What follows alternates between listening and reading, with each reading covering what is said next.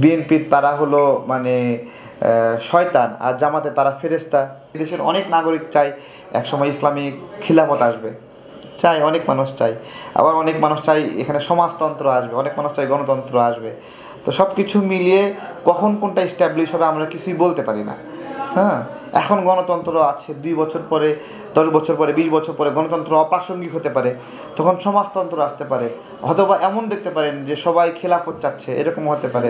আমাদের রাজনৈতিক পরিক্রমায় কি আসবে আমরা বলতে পারি না। এটা রাজনৈতিকভাবে ইসলামিক দলগুলো একত্রিত হওয়ার চেষ্টা করছে, এটা একটা ভালো, আমি শুভকামনা জানাই তাদের জন্য।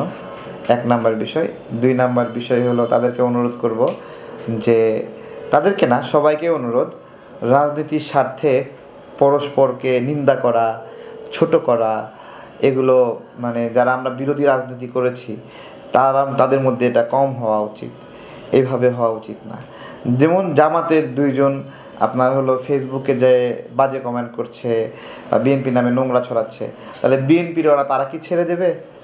হ্যাঁ, বিএনপির তারা হলো মানে শয়তান, আর জামাতে তারা ফেরেশতা। মানে তারা হলো খায় না কিছু, তাদের রাজনীতির মাঠে কোনো দখলদারের চেষ্টা করে না, তাদের আন্ডারে কোনো বাস স্ট্যান্ড, টেম্পু স্ট্যান্ড নাই, এরকম কি? তাদের কেউ মানে হলো খারাপ কাজে জড়িত না, এরকম কি? সব দলেই ভালো খারাপ মিলাই আছে, বিএনপিতেও আছে, জামাতেও আছে, আওয়ামী লীগেও আছে, সমন্বয়কদের মধ্যেও আছে।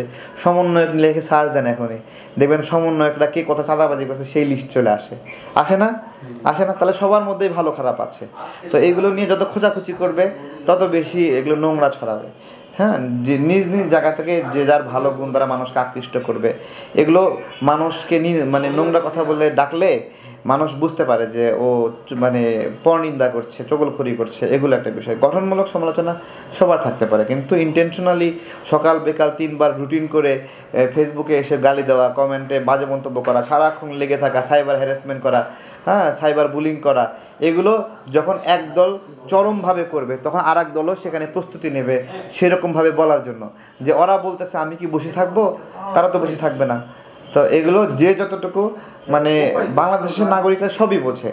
ধরেন একটা ঘটনা ঘটেছে, 10 জন মানুষ মিলে সেটাকে বললো যে এটা মিথ্যা, তাহলে নাগরিকরা মনে করবে এটা মিথ্যা, বলেন?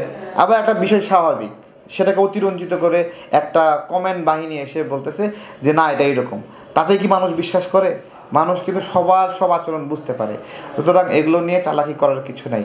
আমাদের আহ্বান আপনার হলো ইসলামিক দলগুলো একত্রিত হবে, শুভকামনা, তারা ভালো করুক। বাংলাদেশের মানুষ আপনার হলো মানুষের গুরুত্বপূর্ণ অংশ চাই যে ইসলামিক দলগুলো একসময় ক্ষমতায় আসবে, ঠিক আছে? তাও ওইভাবে না, আরও ভালোভাবে। এই দেশের অনেক নাগরিক চাই একসময় ইসলামিক খিলাফত আসবে, চাই, অনেক মানুষ চাই। আবার অনেক মানুষ চাই এখানে সমাজতন্ত্র আসবে, অনেক মানুষ চাই গণতন্ত্র আসবে। তো সব কিছু মিলিয়ে কখন কোনটা এস্টাবলিশ হবে আমরা কিছুই বলতে পারি না। হ্যাঁ, এখন গণতন্ত্র আছে, 2 বছর পরে, 10 বছর পরে, 20 বছর পরে গণতন্ত্র অপ্রাসঙ্গিক হতে পারে, তখন সমাজতন্ত্র আসতে পারে। অথবা এমন দেখতে পারেন যে সবাই খেলাফত চাচ্ছে, এরকম হতে পারে। আমাদের রাজনৈতিক পরিক্রমায় কি আসবে আমরা বলতে পারি না। যে যার মতো স্বাধীনভাবে রাজনীতি করুক, স্বাধীনভাবে দল করুক, জোট করুক, সংঘ করুক, এটা আমার কোনো আপত্তি নেই।